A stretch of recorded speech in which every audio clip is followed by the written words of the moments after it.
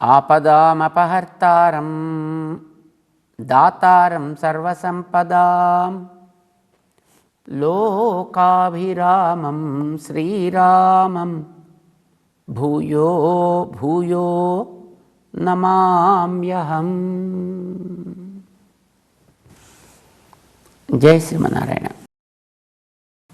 ప్రియ భగవద్బంధువులారా, లోకంలో పవిత్ర ద్రవ్యాలు చాలా ఉన్నాయి. పవిత్రం అంటే దోషాలు తొలగించేవి. పవేహే త్రాయతే ఇది పవిత్రం. పవి అంటే దోషం. ఒక్కొక్క దానికి ఒక్కొక్క రకమైన దోషం ఉంటుంది. ఒక ఇనప ముక్కకి చిలుము పట్టింది అనుకోండి, రస్ట్ ఫార్మ్ అయింది అనుకోండి, అది ఒక దోషం. దాన్ని తొలగించడానికి ఏవో కొన్ని పద్ధతులు ఉంటాయి. దాని మీద యాసిడ్ పోస్తారు, క్లీన్ చేస్తారు. అలాగే ఒక్కొక్క రాతికి అప్పుడప్పుడు ఏదైనా మరొక అంటుకుంది అనుకోండి, దాన్ని నీళ్లతోటో మరొక రాతితోట అరగదీసో చేస్తుంటారు. ఒక్కొక్క దానికి పట్టే దోషానికి ఆ దోష నివారకాలు వేరువేరే ఉంటాయి. వెండికి పట్టే దోషానికి వాడే ద్రవ్యం వేరుండొచ్చు, బంగారానికి పట్టే దోషానికి వాడే ద్రవ్యం వేరుండొచ్చు. ఒక్కొక్క దానికి ఒక్కొక్కటి పావక ద్రవ్యం అంటుంది. పవిత్రం చేసేటటువంటి పదార్థము, దానికి పవిత్రం అని పేరు. ఇలాంటి ద్రవ్యాల్లో అన్నిట్లోకి కూడా చాలా ప్రభావవంతమైనటువంటిది అగ్నిహోత్రం. అగ్నిహోత్రం కంటే మించినటువంటి పవిత్రమైంది మరి లేదని లోకంలో చాలామంది ఏదైనా తీసుకొచ్చి అగ్నిలో చేరుస్తుంటారు. అగ్నిలో వేస్తే అది ఏదైనా సరే కరిగి శుభ్రంగా అయిపోతుంది. ఈ మధ్యన చూడండి, అన్ని చెడు ద్రవ్యాల్లోకి అతి ప్రమాదకరమైంది, అతి దీర్ఘకాలం ఉండేటటువంటిది, అసలు కరగనిది ఏదో ప్లాస్టిక్ అంటారు కదా. అందుకే ప్లాస్టిక్ వాడకం తగ్గించుకుంటున్నారు. ప్లాస్టిక్ అన్నిటికంటే చాలా కఠినమైనటువంటి ద్రవ్యం, చెడు ద్రవ్యం. అందుకోసమని దీన్ని ఈ మధ్యకాలంలో విడదీయడం ప్రారంభించారు. ప్లాస్టిక్ తయారీలో కూడా రకరకాల మార్పులు చేసుకొస్తున్నారు. దాంట్లో ఉండేటటువంటి ఆ బయోడిగ్రేడబిలిటీ, మట్టిలో కరిగిపోవడం అనేటటువంటి దాన్ని సాధించడానికి దాంట్లో కలిపే పాళ్ళల్లో ఏదో మార్పులు గట్రా చేస్తున్నారు. రైట్. ఇలాంటి ప్లాస్టిక్ను కూడా పెద్ద పెద్ద పెద్ద పెద్ద ఈ కిల్న్స్ ఉంటాయి చూడండి, పెద్ద సిమెంట్ ఫ్యాక్టరీస్ లాంటి దాంట్లో ఒక పక్క నుంచి అగ్నిహోత్రాన్ని పంపిస్తారు. దాంట్లోకి ఆ అగ్నిహోత్రం సుమారుగా 1400 డిగ్రీల సెంటిగ్రేడ్ వేడిని పుట్టిస్తుంది. ఇంత వేడి వచ్చేటప్పటికి దాంట్లో రాళ్ళు చేరిస్తే ఆ రాళ్ళన్నిటిని శుభ్రంగా కరిగించి పారేస్తుంది, నీళ్ళల్లాగా అయిపోతుంది. అగ్నిపర్వతాల్లోంచి వచ్చే లావా అని ఎప్పుడైనా చూస్తాం కదా, అట్లాగా ఆ రాళ్ళన్నీ కూడా అలా కరిగిపోతాయి. తీసుకెళ్ళి ఈ దొరికిన ప్లాస్టిక్ అనంతా శుభ్రంగా అట్లాంటి ఫ్యాక్టరీస్లో కనుక దాంట్లో వేయగలిగితే అది మళ్ళీ మనం ఇక్కడ వేసి దాన్ని మళ్ళీ ఇంకొక చెత్త తయారు చేసి అక్కడ వేసే మరొక చెత్త, అసలు ఇలాంటి ప్రశ్నే లేకుండా అన్నిటిని కూడా శుభ్రంగా కరిగించేసి మొత్తం ఆ సిమెంట్లో భాగం చేసేస్తుంది. మంచిది కదండి అది. అగ్నిహోత్రానికి ఉండే శక్తి. అంటే ప్రపంచంలో తయారయ్యేటటువంటి ద్రవ్యాలన్నీ మట్టిలోంచి తయారవుతాయి. మట్టి కంటే శక్తివంతమైనది నీరు, నీటి కంటే శక్తివంతమైనటువంటిది అగ్నిహోత్రం. అందుచేత నీటిలో ఉండే మురికైనా మట్టిలో ఉండే మురికైనా మనం తీసుకువెళ్ళి ఆ నిప్పులో కనుక చేర్చగలిగితే ఆ నిప్పుకుండేటువంటి ప్రభావం చేత అది శుభ్రంగా కరిగి పారేస్తుంది, దాన్ని కరిగించి పారేస్తుంది. అందులో ఉండే దోషాలన్నిటిని కూడా మిగతా వాటిలో కలిపి పారేస్తుంది అనమాట. సో అగ్నిహోత్రం చాలా పవర్ఫుల్ అని మనం అనుకుంటాం. కానీ ఇట్లాంటి అగ్నిహోత్రాన్ని కూడా ఆర్పగలిగేది, ప్రజ్వలిల్ల చేయగలిగేది జ్ఞానం అనంటే, జ్ఞానానికి ఉండేటువంటి గొప్పతనం ఎంతటిది అని కృష్ణుడు చెప్తున్నాడు 38వ శ్లోకంలో. నహి జ్ఞానేన సదృశం పవిత్రం ఇహ విద్యతే. జ్ఞానంతో సమానమైనటువంటి శక్తి కలిగినటువంటి ద్రవ్యాలు ఏవి అసలు ఈ ప్రపంచంలో అన్నిటికంటే శక్తివంతమైంది అగ్నిహోత్రం అంటున్నావు కదా, ఆ అగ్నిహోత్రం కంటే కూడా ప్రభావం కలిగింది జ్ఞానం. ఈహ ఈ లోకంలో దానికంటే పవిత్రమైన జ్ఞానం కంటే పవిత్రమైనటువంటిది మరి ఏది లేదా. తత్స్వయం యోగ సంసిద్ధ.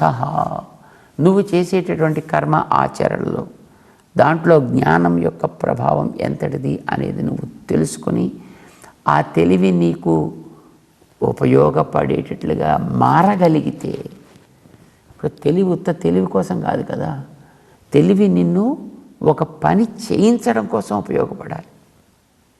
తెలివికి ఎప్పుడు కూడా లక్ష్యం నిన్ను దానికి అనురూపంగా క్రియాశీలుడిగా తయారు చేయుట. అందుకే తెలుసుకొని అన్న ప్రతి చోట రామానుజాచార్యులు వారు తెలుసుకొని ఆచరించి, ఉత్త తెలిస్తే ఫలితం రాదండి, తెలిసిన దాన్ని ఆచరిస్తే ఫలితం వస్తుంది.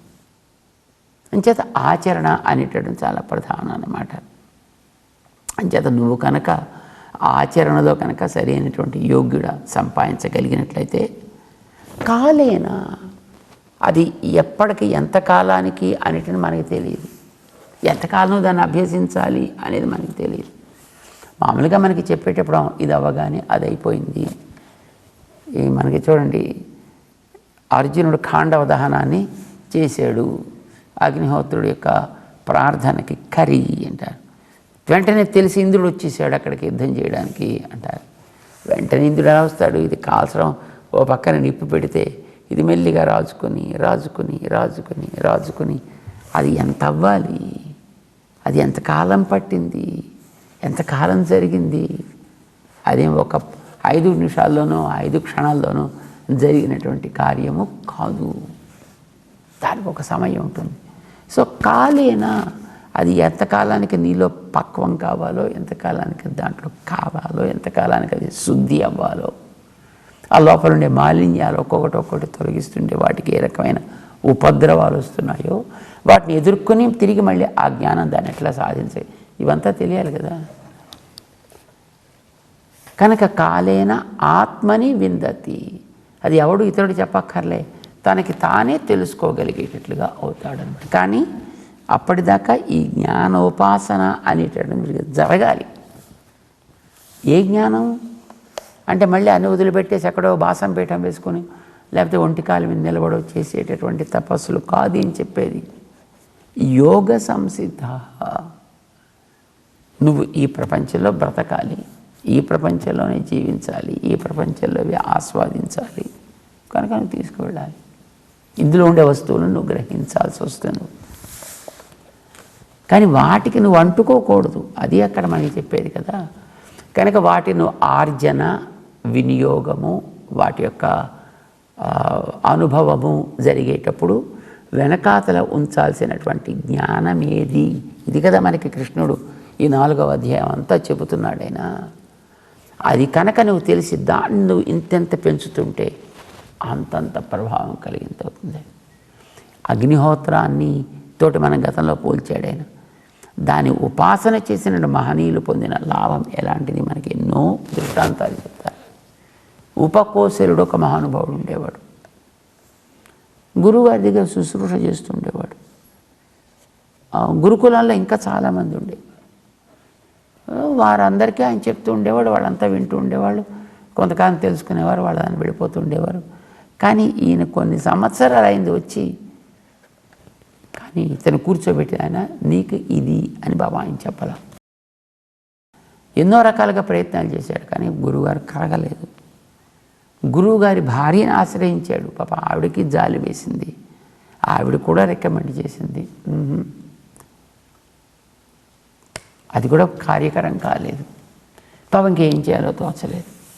పాపం అలాగే బాధపడుతూ దుఃఖపడుతూ కూర్చున్నాడు ఆ కుర్రాడు ఉపకోశలుడు. అదృష్టం పడింది, ఒకనాడు గురువుగారు ఏదో ఊరు వెళ్ళాల్సి వచ్చింది ఒక 3 దినాల కోసం. అయితే ఉన్నవాళ్లలో పాపం ఇతను కాస్త దగ్గరగా ఉండేటువంటి శిష్యుడు, సేవలు చేస్తూ ఉండేటువంటి వాడు. తనకి గురుగారి దగ్గర ఉపదేశం పొందితే బాగుండను ఉంది, కానీ సరే అంతవరకు ఊరికే కూర్చోరు కనుక సేవయా ఉపదేక్ష్యంతి తే జ్ఞానం అని మనకి చెబుతోంది కనుక సరే అందరూ ఏదో చేద్దాం అని అనుకున్నాడు. గురువుగారి దగ్గర ఏ ఏ సేవలు ఉన్నాయో అన్ని సేవలు చేసేవాడు. సేవలన్నీ పూర్తి చేశాక పశువుల్ని దూడల్ని వాటిని సేవ చేయడానికి, వాటిని మేపటానికి, వాటికి కావాల్సినటువంటి యువ స్నానాలు చేయించడం, వాటిని మాలిష్ చేయడం, ఇలాంటివన్నీ చేయడానికి ఈయన సమయాన్ని వెచ్చిస్తూ ఉండేవాడు. సరే గురువుగారికి ఒక రోజు వెళ్ళాల్సి వచ్చింది కదా, 3 రోజులు. గురువుగారికి దగ్గర 3 అగ్నిహోత్రాలు ఉన్నాయి. త్రేతాగ్ని అని అంటారు. ఈ త్రేతాగ్ని ఉపాసన చేసుకునేవాడు రోజు కూడా. మామూలుగా దాన్ని వైశ్వదేవం ఏదో అంటుంటారు. ఈ ఉపాసన చేస్తున్నాడు ఆయన. మధ్యాహ్నం ఈయన వెళ్తున్నాడు. వెళ్ళబోతూ ఆ పిల్లవాడిని పిలిచాడు ఆయన.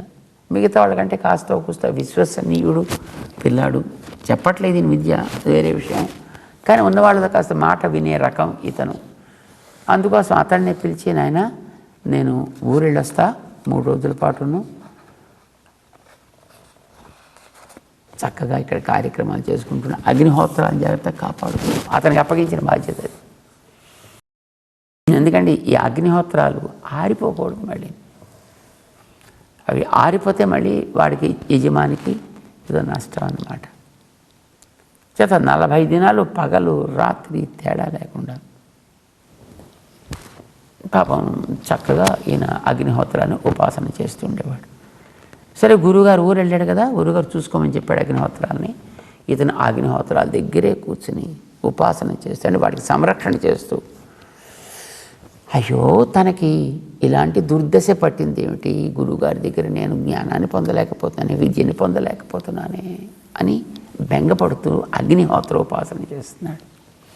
గురువుగారి భార్య కూడా చెప్పింది, అమ్మగారు కూడా చెప్పారు. అయినా గురువుగారికి హృదయం కలగలేదు. చూద్దాం అంటున్నాడు.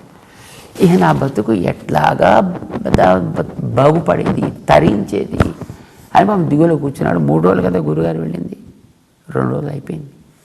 ఇక 3వ రోజున గురువుగారు వచ్చేటటువంటి సమయం దిగులుగా ఉన్నాడు.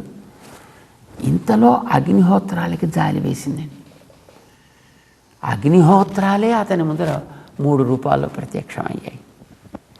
ఏమిటయ్యా దిగులుగా కూర్చో, ఎందుకంటే ఈయనే కదా రోజు వాటిని ఉపాసన చేసేది, సంరక్షణ చేసేది, వాటిని జాగ్రత్తగా పెంచుతూ ఉండేది, ఆరిపోకుండా చూస్తూ ఉండేది, రోజు చేస్తున్నాడు ఈయన. వాడికి జాలి వేసింది. ఏమాయి నీకేం కావాలి అంటే, నాకేం వద్దు, గురువుగారి యొక్క సేవ కావాలి అంతే అన్నాడు పాపం. అది సరే కానీ పాపం నీకు గురువుగారు ఉపదేశం చేయాల్సింది కూడా త్వరగా చేయాలి కదా, దానికి కావాల్సినటువంటి ఒక రంగాన్ని మేము తయారు చేస్తాము అని ఆ పిల్లవాడికి అగ్నిహోత్రాలు, నువ్వేం విచారించకయా, నీకు మేము చెప్తాం దా అని ఖం బ్రహ్మ అన్నాడు. అనగానే ఇతనికి ఆశ్చర్యం వేసింది. ఖం బ్రహ్మ, ఖం బ్రహ్మ, ఖం బ్రహ్మ. ఇంతలో అగ్నిహోత్రాలు కాస్త అంతర్ధానం అయిపోయినాయి. ఇతనికి అంతవరకే ఉపదేశం చేశాను.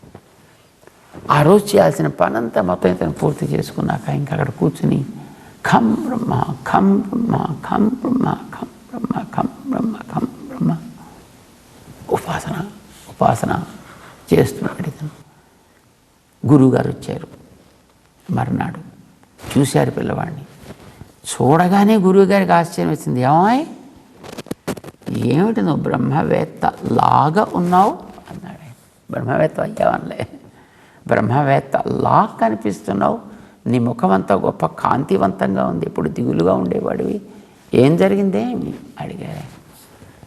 పిల్లవాడి దగ్గర దాపరికమే ఉంది కనుక, అయ్యా గురువుగారు నాకైతే ఏం తెలియదండి, నేను మామూలుగా అగ్నిహోత్రాలని నేను సంరక్షణ చేసుకుంటూనే ఉన్నా, మరి ఏమైనా చెప్పావా నువ్వు అంటే, నేనేం చెప్పలేదండి, అగ్నిహోత్రాల యొక్క సేవలు చేస్తూ వాటిని జాగ్రత్తగా సంరక్షించుకుంటూ నేను ఉన్నాను. గురువుగారికి నాకు ఇంకా ఇంతకాలం అయినప్పటికీ బ్రహ్మ విద్య చెప్పలేదు అని దిగులుతో ఉన్నాను అని నేనంటే, ఆ అగ్నిహోత్రాలే నాకు ఉపదేశం చేశాయి. ఖం బ్రహ్మ. గురువుగారికి ఆనందం వేసింది. ఇంతకాలానికి అగ్నిహోత్రుడు కరుణించి ఇతనికి ఉపదేశం చేశాడు. అందుచేత ఇతనికి తప్పకుండా మనం కూడా చేద్దాము అని అప్పుడు ఆ అగ్నిహోత్రాలు అతనికి చేసినటువంటి ఉపదేశపు వివరణ అంతా కూడా గురువుగారు అతనికి ఇస్తారు. అసలు ఈ పిల్లాడే అడిగాడు అగ్నిహోత్రాలు, మీరు ఖం బ్రహ్మ అన్నారు కదా, అదేమిటో కొంచెం నాకు చెప్తారా అంటే, నీకు చెప్పమాయా, కానీ మీ నాన్నగారికి చెప్తాం, మీ నాన్నగారు నీకు చెప్తాడు. ఆచార్యస్తు తే గతిం వక్త. మీ నాన్నగారే నీకు కావాల్సిన కూడా తప్పకపోతే గురువు గారు మీకు ఉపదేశం చేస్తాడు, విచారించకండి అని చెప్పి అగ్నిహోత్రాలు అంతర్ధానం అయిపోయాయి. స్వామి అంచేత మాకు మీరే గతి, మీరిచ్చిందే ఉపదేశం తప్ప మిగతా దాన్ని దేన్ని మేము పెద్దగా ఖాతరు చేయమండి అన్నట్టుగా చెప్పాడు. సో అగ్నిహోత్రాలు కూడా పరమపావనమైనటువంటి బ్రహ్మజ్ఞానాన్ని పొందడానికి తగినటువంటి మార్గాన్ని చూపించాయి. అంటే జ్ఞానం అనేది అగ్నిహోత్రాలకు కూడా ఉపాస్యమైనటువంటిది అని మనం గుర్తుపెట్టుకోవాలి. జ్ఞానం కలిగినటువంటి వ్యక్తి ఎంత ప్రభావం కలిగి ఉంటాడో మనం చరిత్రలో విని ఉంటాం. అగస్త్యుడు లాంటి మహనీయుల దగ్గర వాళ్ళ జ్ఞానం ముందర ఆచమనం చేసినట్టుగా సముద్రాన్ని ఓం అచ్యుతాయ నమః అనంటే అనంతాయ నమః అనడానికి మళ్ళీ నీళ్ళు మిగలేదండి దాంట్లో. అంటే ఆ మహానుభావుడైనటువంటి అతనిలో ఉండేటువంటి శక్తి ఎంతటిది, జ్ఞానం ఎంతటిది. సముద్రం అంత జలాన్ని కూడా ఆయన ఉండే ఆకారం చూస్తే ఎంతటి బొట్టని వేలంత అంటారు. కుంభ సంభవుడు అని అంటారు ఆయన్ని కూడా. ఇంతే ఉంటాడు ఆకారం, తర్వాత పెద్దగడ్డం. కానీ సముద్రానంతటినీ ఎండింపజేశాను, వింధ్య పర్వతాన్ని అణిచెను. పర్వతం ఎప్పుడు కాదు, నిటారుగా పెరుగుతూ ఉండేది. దాన్ని ఒకసారి ఈ మహనీయుడు తన ముందర మోకరిల్లేట్టు చేసుకున్నాడు. అలాగే ఉండవా, మళ్ళీ నేను ఎప్పుడు వచ్చినా మళ్ళీ చెబుదు కానీ ఉంచేసట్టు పెట్టేసాడు. అలాగే అది మరొక రకంగా ప్రకృతికి ఉపద్రవాన్ని కలిగిస్తుంటే ఆ ఉపద్రవాన్ని తొలగించగలిగే పర్వతాన్ని కూడా వంచగలిగాడు తన జ్ఞానంతో. అంటే జ్ఞానానికి ఉండే శక్తి ఎంత! రాముడంతటి వాడు ఆ ప్రభావం కలిగినటువంటి అగస్త్యుడి ఆశ్రమానికి తనంతట తాను వెతుక్కుంటూ వెళ్ళి ఆ అగస్త్య మహాముని యొక్క అనుగ్రహాన్ని, ఆశీస్సుల్ని పొందాడు ఆయన. బహుశా మనందరం కూడా వినుంటాము. అగ్నిహోత్రుణ్ణి ఉపాసన చేసేటటువంటి మహనీయుడు అగస్త్యుడు కనుక రామచంద్రుడు పంచవటి తీరానికి చేరటానికి పూర్వం అగస్త్య భ్రాత అగస్త్యుడి సోదరుని చూసి ఆ తర్వాత అగస్త్యుడి ఆశ్రమానికి వచ్చి అక్కడి నుంచి తనకి ఉండడానికి అనుకూలమైనటువంటి స్థలం ఆయన ఆదేశిస్తే లక్ష్మణస్వామి నిర్మాణం చేశాడు అని మనకి వాల్మీకి చెప్తున్నాడు. అగస్త్యుడి దగ్గరికి రాముడే స్వయంగా వెళ్ళి అతని ఉపదేశాన్ని పొంది, నిజానికి అగస్త్యుడు ఎవరిని పెద్ద లెక్క పెట్టేట్టు ఉండదండి, కానీ చాలా భవ్యుడు, జ్ఞాని కూడా. అతని దగ్గరుండే శిష్యులే అలా ఉంటారటండి. ఆశ్రమానికి వచ్చాడు, అక్కడ ఇద్దరు శిష్యులు నిలబడి ఉన్నారు. ఎవరు మీరు అని అడిగాడు. అంటే నన్ను రాముడు అంటారండి, దశరథుడి కుమారుణ్ణి, నేను సీతమ్మని వెంట తీసుకుని వచ్చాను, మాకు ఏదైనా కాస్త ఏదో అడుగుదామని వచ్చాము. ఆవాసంతు అహమిచ్చామి, నాకు ఇంకా గడపాల్సిన కాలం ఉంది కొంత, అంతవరకు ఎక్కడ ఉండడానికి వచ్చిన అవకాశం కావాలి, కాస్త అది దానికి సంబంధించినటువంటి ఋషి సలహాని తీసుకుందాము అని వచ్చానని చెప్పాడు. ఇంతలో అగస్త్య మహాముని అక్కడ వచ్చాడు. ఈ పిల్లలంటే లోపల ఎవరో రాముట్ట, వాడు సీతను తీసుకుని వచ్చాట, ఇలా చెప్తారండి వాడు. అంటే అసలు ఆ ఉండేటువంటి వ్యక్తులే ఎంత తాత్వికమైనటువంటి వ్యక్తులు, ఏ రకమైనటువంటి బాహిరమైనటువంటి ఆకర్షణలు లేని వ్యక్తులు అని మనకు తెలుస్తుంది. దాన్ని బట్టి సరే అగస్త్యుడు వచ్చాడు, ఆయన దగ్గర ఉపదేశం తీసుకున్నాడు, పంచవటిలో కుటీరం నిర్మించుకున్నాడు. యుద్ధం ఆరంభం అయిన 11వ రోజు యుద్ధం ఆరంభమైపోయింది. ఆ తర్వాత రామచంద్ర బాబు చాలా దిగులు పడిపోతున్నాడు, చాలా నీరసించిపోయాడు. రావణాసురుడిని ఏం చేయాలో తోచట్లేదు, ఎలా అణచాలో తోచట్లేదు. అక్కడికి అగస్త్య మహాముని వచ్చి మళ్ళీ అతనికి ఆదిత్య హృదయాన్ని ఉపదేశం చేస్తాడు రామాయణంలో. ఆ రకంగా జ్ఞానం కలిగినటువంటి మహనీయుడు భగవంతుడి కంటే ప్రభావం కలిగినటువంటి వ్యక్తి అవుతాడు సుమా. చేత జ్ఞానంతో సదృశ్యమైనటువంటిది, పవిత్రమైనటువంటి వస్తువు ఈ ప్రపంచంలో మరొక ద్రవ్యమేది లేనే లేదు సుమా. అన్నిటినీ ప్రభావితం చేయగలిగినటువంటిది, అగ్నిహోత్రాన్ని కూడా ప్రభావితం చేయగలిగినటువంటిది. జ్ఞాన సాధన చేసినటువంటి వ్యక్తులు చూడండి, వాడు చూపుతోటి వస్తువులు కూడా కలపగలుగుతాడు, వాడు చూపుతోటి ఏదైనా చేయగలుగుతాడు. ఒకసారి వాడు చూపుతోటే దేనైనా కాల్చగలుగుతాడు, ఒక చూపుతోటే ఏదైనా చనిపోయినటువంటి వస్తువుని కూడా తిరిగి మళ్ళీ తన ఆకారాన్ని ధరించగలిగేటట్లుగా చేయగలిగిన సామర్థ్యం మహానుభావులైనటువంటి ఋషులకి ఉంటుందన్నమాట, జ్ఞానులకి ఉంటుంది అనుకుందాం.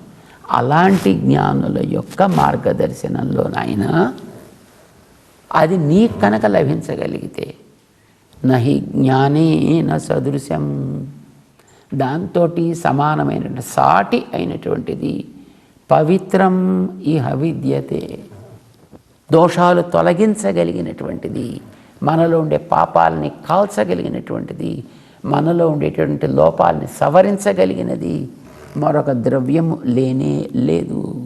అందుకే దానికి పవిత్రం అని పేరు పెట్టాడండి. ఈ పవిత్రం భగవంతుడికి పేరండి. పవిత్రాణం పవిత్రమ్య, లోకంలో ఉండే శుద్ధికర ద్రవ్యాలన్నిటికంటే మించినటువంటి పవిత్రం దోషాలు తొలగించడంలో ఉండేటటువంటిది జ్ఞానానికి. అది చిన్న చిన్న వస్తువులకి పవిత్రాలు దోషాలు తొలగించేవి చిన్న చిన్న ద్రవ్యాలు ఉన్నాయి. కానీ ఆత్మకి పట్టిన దోషం, మనస్సుకి పట్టినటువంటి దోషాన్ని కూడా తొలగించగలిగినటువంటిది జ్ఞానం.